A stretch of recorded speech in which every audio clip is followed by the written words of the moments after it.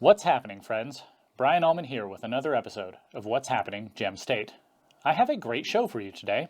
I'm going to look at what's going on with some of our new elected officials, the need for accountability in our society, and some of the basic reasons why election integrity is so important. By the way, if you're on Telegram, then you can follow the whole What's Happening family at t.me/WHIdaho. While you're there, subscribe to my channel, t.me/Brian Ullman, where I post my work as well as random, interesting, or amusing things that I come across throughout the day. Before I go further, I want to shout out today's first sponsor. At J&O Realty, they understand that the process of buying or selling a home is more than just a transaction. It's a life-changing experience. Their philosophy is simple. Clients come first. They pledge to be in constant communication with their clients, keeping them fully informed throughout the entire buying or selling process. They believe that if you're not left with an amazing experience, they have not done their job. They don't measure success through achievements or awards, but through the satisfaction of their clients. With 10 years of experience, Cassandra Henry is your Idaho Realty girl. Contact her at 208-982-0013 or find them on the web at idahorealtygirl.com. I want to thank Cassandra and her team for sponsoring What's Happening Gem State. If you follow some of our conservative legislators on social media, you will have noticed that they've been on an adventure lately. Senators-elect Tammy Nichols, Scott Herndon, Brian Lenny, Chris Trakel, and quite a few other senators and representatives visited the two hubs of power in our country, Washington, D.C. and Florida, to prepare for the upcoming session. Between pictures at the Capitol and some downtime at Universal Studios, our conservative rock stars met with pro-liberty legislators and activists from across the country. At the Hazlitt Summit, they heard from Corey DeAngelis, perhaps the most prominent voice for school choice and money following the student rather than the system. He was the driving force behind the bill passed in Arizona this year that will allow all families, rich or poor, to escape the failing public school system. I'm looking forward to seeing what our legislature does in that arena and more in the upcoming session. I am happy to see our new legislators taking the opportunity to learn and to network like this. Our opponents have massive organizations that promote moderate or left-wing causes in every state, so we need to take advantage of the same thing for the cause of liberty. I appreciate our legislators for taking the opportunity to build these connections with conservative legislators in other states, because only by working together will we be able to counterbalance the federal government, woke corporations, and the massive lobby groups and PACs that are trying to erase our freedoms. It's also imperative for our liberty legislators to stand together. The establishment has grown very adept at co-opting new representatives and senators. Brian Lenny shared a quote on Twitter from Colorado State Senator Ted Harvey that said, quote, "I have never seen one elected moderate become more conservative, but have seen countless conservatives who enter the House become more moderate." End quote. I pray that this does not happen to our new freshman class. We need boldness in Boise to confront the problems we face today, as well as prepare for the storms to come.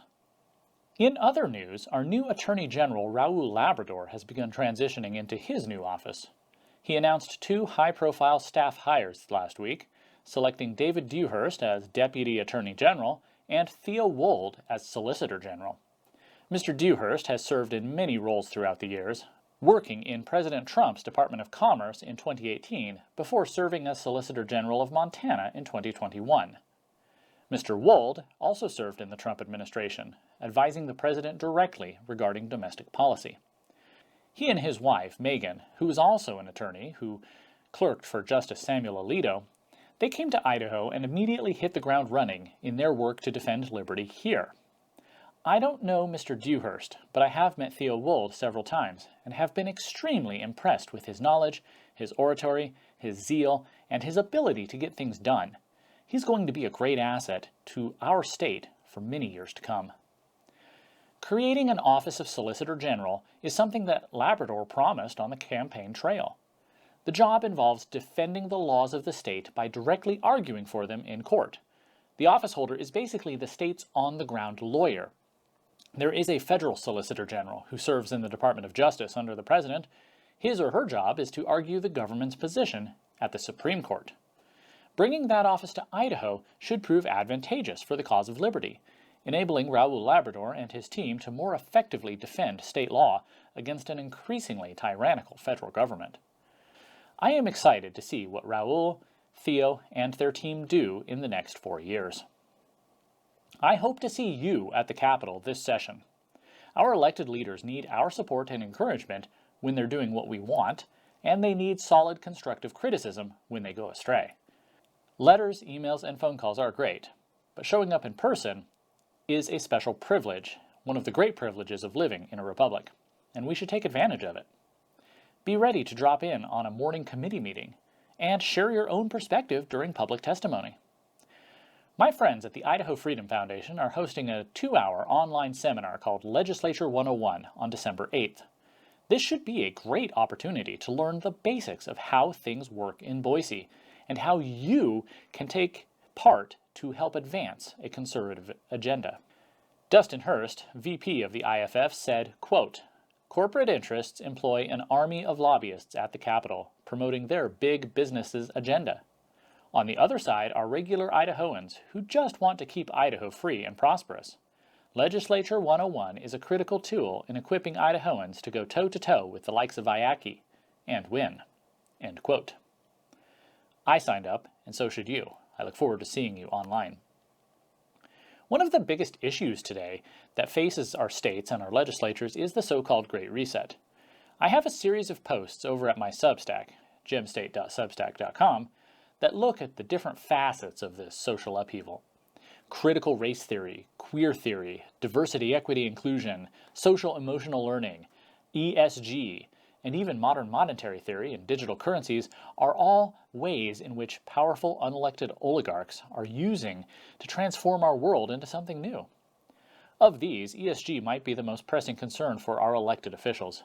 Massive financial firms such as Vanguard and BlackRock are using their influence to force large and small companies to adopt a progressive and even socialist worldview.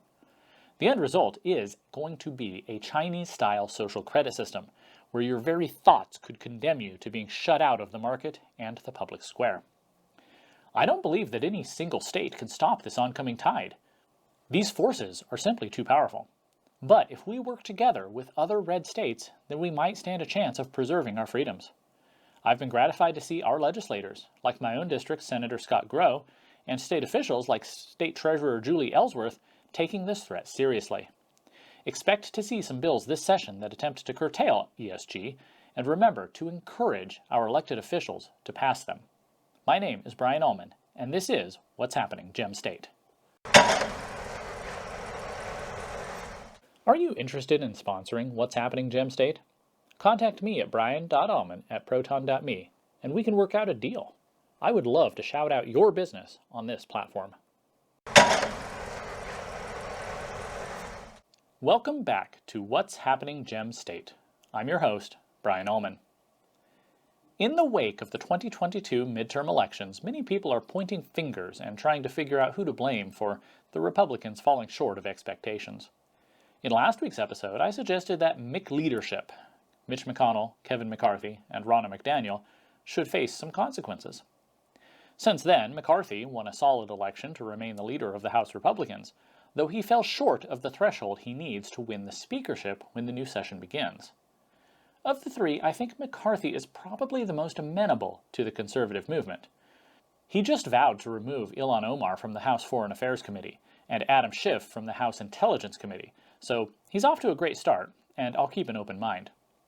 Mitch McConnell's re-election as Senate Minority Leader is less defensible. He literally had one job: retake the Senate for the Republicans, and he utterly failed. He diverted millions of dollars in campaign cash to Lisa Murkowski of Alaska, who, because of their new jungle election system, faced a fellow Republican. McConnell supported establishment candidates throughout the primaries, sending trucks full of money to stop J.D. Vance, Blake Masters, and other Trump-endorsed America First warriors. In any other job, failure means firing. An NFL coach who consistently delivers losing seasons does not get to keep his job. But politics is a field that's not based upon results, but upon patronage. Mitch McConnell has spent his career building alliances and trading favors, and this is the moment when those favors came due. The same paradigm seems to be true with regards to Ronna McDaniel, the chairwoman of the Republican National Committee. By all accounts, McDaniel, who is Mitt Romney's niece, don't forget, has been a failure. Since taking over the RNC in 2017, she's overseen the loss of the House, the loss of the Senate, and the loss of the White House. Republicans did retake the House this year, but by a far, far smaller margin than most expected or desired. Her messaging has been awful as well. The official GOP Twitter account lauded Republican commitments to LGBTQ+ rights and complained that Biden's economy was disproportionately forcing women out of the workforce. Lee Zeldin of New York, who lost his race for governor, but nevertheless helped Republicans regain several seats in the state legislature and congressional delegation, is considering a challenge to McDaniel's leadership at the time of this recording. But in response, 100 RNC delegates circulated an open letter to McDaniel praising her record. Included in the signatories of this letter were Idaho's own state committee man and state committee woman, Damon Watkins and Cindy Sidaway. The letter says, quote, "Under your leadership, the Republican National Committee has become a stronger and more effective force for our cause by investing in all 56 states and territories to expand our connection to and engagement with grassroots voters, opening 38 community centers to embrace communities that share our values and love of country but did not support or feel welcomed by the Republican Party, tirelessly working for the necessary fundraising, converting the RNC into an aggressive and effective advocate for election integrity by engaging in over 80 lawsuits and achieving dozens of wins, cutting ties once and for all with the biased Committee on Presidential Debates to seek a fair platform for our candidates to debate, and ongoing investments in data, digital, and in a permanent ground game in key locations around the country." How do I read this? How do you? I see it as damning with faint praise. Notice that none of these bullet points include the all-important metric of victory. Is this the result of a generation that always got participation trophies in childhood? You know, we see the same paradigm at work at Twitter lately. Elon Musk purchased the company and immediately began cleaning house, firing or laying off the deadweight that had accumulated over the years. You see, Twitter followed the same path as most startups, beginning with a handful of highly motivated coders and engineers working 20-hour days for little pay, and ending up as a haven for lazy people who do very little work but enjoy a very posh environment and six-figure salaries. In this, they resemble the life cycle of empires, don't they?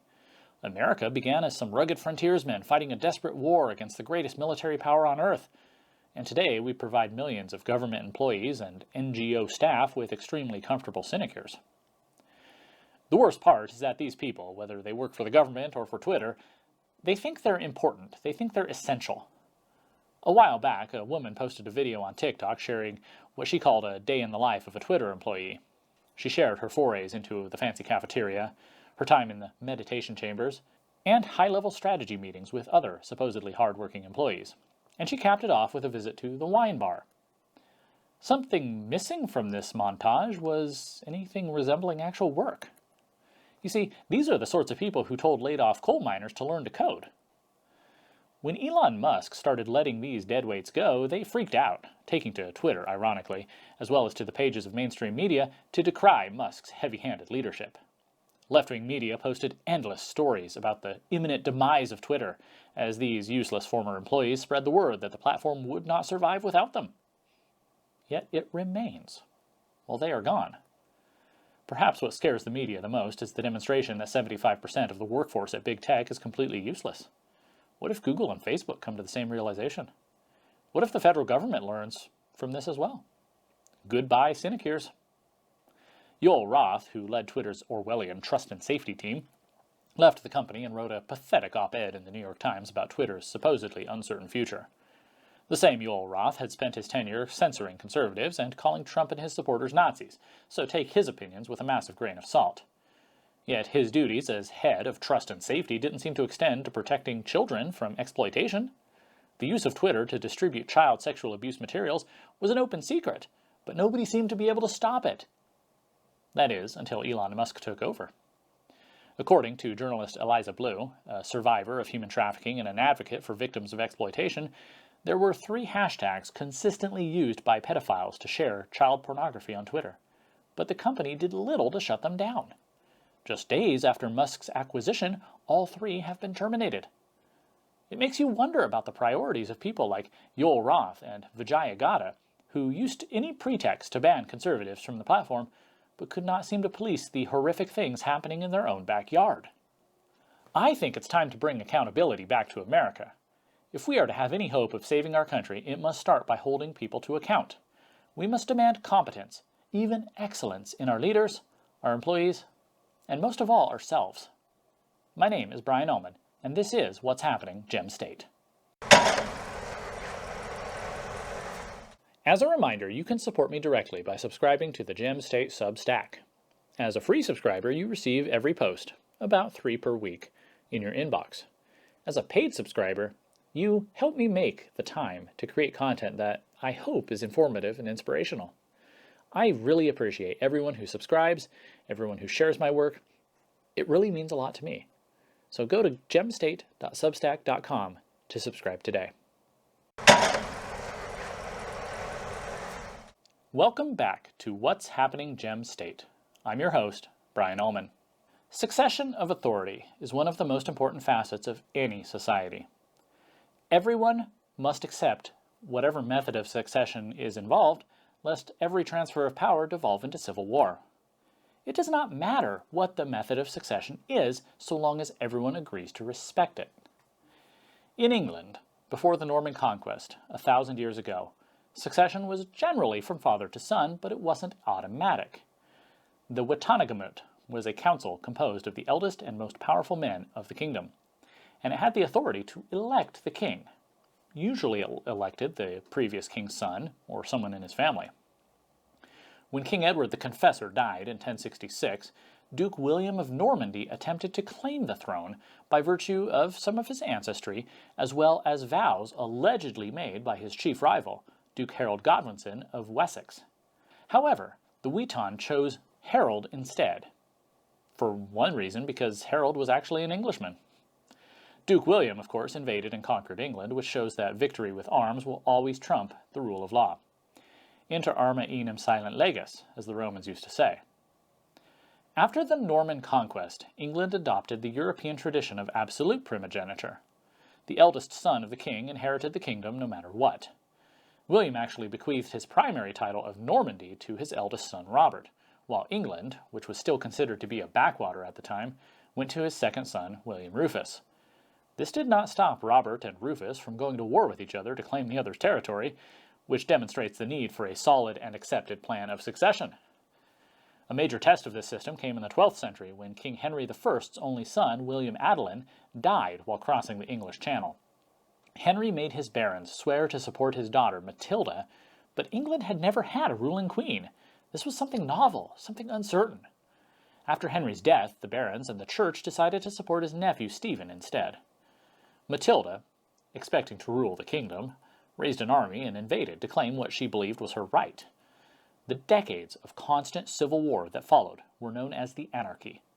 Men said that Christ and his saints were asleep during this awful time. When our founders created this country 250 years ago, they recognized the need for a solid and accepted way to transfer power. The Constitution explicitly establishes the methods for presidential and congressional elections. These methods have been subtly altered by constitutional amendment, but they're still basically the same.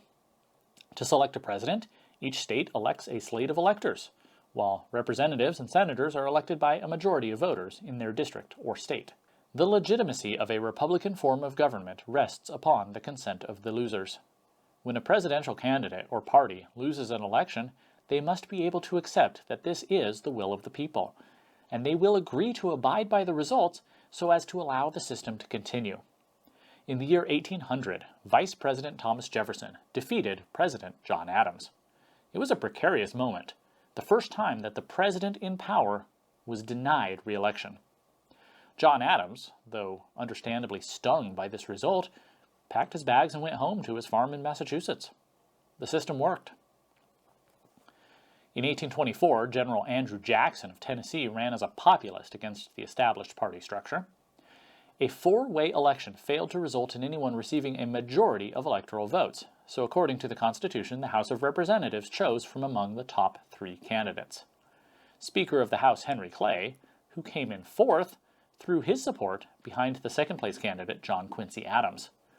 President Adams then appointed Clay Secretary of State, a position that had, up until then, been a stepping stone to the presidency itself. Andrew Jackson was furious. He had received the most electoral votes, but had been denied the presidency by what he called a corrupt bargain. But he didn't raise an army and march on Washington. Rather, he spent the next 4 years on the stump, condemning the corrupt bargain and appealing directly to the people. 4 years later, he was overwhelmingly elected president, and then to a second term in 1832. The system worked. Even in 1860, the system worked. Abraham Lincoln won the election after the Democrat vote was split between three candidates. Southern states, again, rather than marching on Washington and attempting to undo the election, simply decided to take their ball and go home. They seceded from the Union, believing that their participation in the system was voluntary.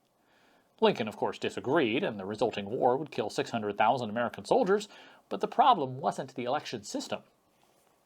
Even as late as the year 2000, the system was working. The election between Vice President Al Gore and Texas Governor George W. Bush came down to less than 1,000 votes in Florida. Both sides sued to make sure that they won the outcome of the recounts. And the Supreme Court ultimately decided that, contrary to the Gore team's plan, any hand recount would have to include the whole state, not just the blue counties of Miami-Dade and Broward, and that Florida had to submit their electoral votes by the legal deadline. George W. Bush was therefore duly elected and inaugurated. That didn't stop Democrats from claiming that the election had been stolen, but to his credit, Al Gore did not raise an army and march on Washington. If you listen to mainstream media, you might believe that 2020 was the first time a candidate ever disputed the results of an election. But those media outlets conveniently forget about 2016. In fact, Democrats have not accepted a Republican presidential victory since George H.W. Bush in 1988. Donald Trump won a surprising victory, eking out wins in the swing states of Wisconsin, Michigan, and Pennsylvania. While it appeared that Hillary Clinton and Barack Obama accepted these results and accepted the peaceful transfer of power, in reality they were hatching a plan to handicap the incoming president. When Donald Trump was inaugurated in January of 2017, President Barack Obama sat nearby, as is tradition. What appeared to be the usual peaceful transfer of power was actually cover for a secret coup that had already been set in motion. Nobody knew at the time that Obama had been surreptitiously working with the FBI and the Justice Department to spy on the campaign and transition team of President-elect Trump. Nobody knew that Obama, Susan Rice, Sally Yates, James Comey, Peter Strzok, Lisa Page, and even then Vice President Joe Biden were all involved in a plot to wiretap the Trump campaign and to fabricate evidence that they were colluding with Russia to steal the election and subvert American democracy.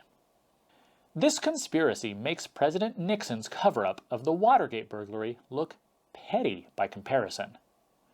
While not quite on the level of using the military to prevent an opposing leader from coming to power, this was pretty darned close. A president who abuses his authority over the law enforcement and counter-espionage entities within his government to covertly attack his successor had absolutely no precedent in American history. Barack Obama crossed a line that Jackson, Lincoln, Wilson, FDR, Nixon, or Bill Clinton never did. I believe that the 2008 election will go down in history as the last time America saw a peaceful transfer of power. Obama beat the feckless John McCain fair and square, and not a single Republican took to the streets, rioted, or tried to undo the results. Even in 2012, after 4 years of recession and national embarrassment, Obama was reelected, and again, not a single Republican threw stones or tried to burn down buildings. Yet when Trump won in 2016, the left was unleashed. They rioted in the streets, they demanded recount after recount, they tried to pressure the electors to change their votes. They used the last few moments of power in the Obama administration to begin a bogus investigation that sought to hamstring and eventually oust the new president. They impeached him twice. Using COVID as an excuse, they changed the rules of our elections to favor themselves, eking out a close victory in 2020. This is not a conspiracy theory. They bragged about it in Time magazine. They called it fortifying the election. When President Trump refused to accept these dubious results, the media and the left attacked him and his supporters as election deniers, as if they themselves had not been denying the 2016 election for more than 4 years. In their unchecked zeal to maintain their own power in the face of a populist who'd connected with the forgotten men and women of America, the Democrats and their friends in the GOP establishment opened Pandora's box. Now, neither side accepts the results of any election they appear to lose, which means our Republican form of government is basically at an end. Primogeniture usually worked in the old days because it was a system that everyone could agree upon. Republicanism worked in America for nearly 250 years because all sides agreed it was a fair way for the people to pick their leaders. Free and fair elections rely on the consent of the losers, but today the losers claim they didn't really lose. No matter the reality of the election systems, the mere perception that they might be fraudulent and unfair means that the system is not working. Unless it can be fixed quickly, we face the prospect of civil war, no different than the anarchy of medieval England. We need elections that are free, fair, and transparent. If there are machines involved, they need to be open-sourced and audited. Counting the votes needs to be done quickly and fairly under the watchful eyes of trustworthy individuals of all parties. We cannot allow the Democratic Party machines in big blue cities like Atlanta and Philadelphia to run their elections without any oversight. Mail-in ballots and drop boxes must be banned, and voter ID enforced at all polling places. Fixing our election systems is, perhaps along with securing the southern border and stopping the crime wave in our big cities, the most important issue of our time. If we do not secure our elections, then we are not going to have a country for much longer. Voting is already becoming a fig leaf to cover the naked will to power of our oligarchs. But we have to be smart about this. Rather than just taking whatever you might hear from Mike Lindell or others at face value, take the time to investigate your own county's voting systems. Visit your clerk's office, talk to the workers, tour the facilities. Then take that knowledge and combine it with what you learn about election vulnerabilities and share it respectfully. We need positive plans on how to fix this. Be careful about red herrings or wild goose chases. Not only do those waste time, but they make it all too easy for the enemies of free and fair elections to cast anyone interested in election integrity as crazy. Now, I know you're not crazy. I'm not crazy. We are interested in saving our elections and our country. I appreciate that, and I appreciate you watching What's Happening Gem State. I will see you next time.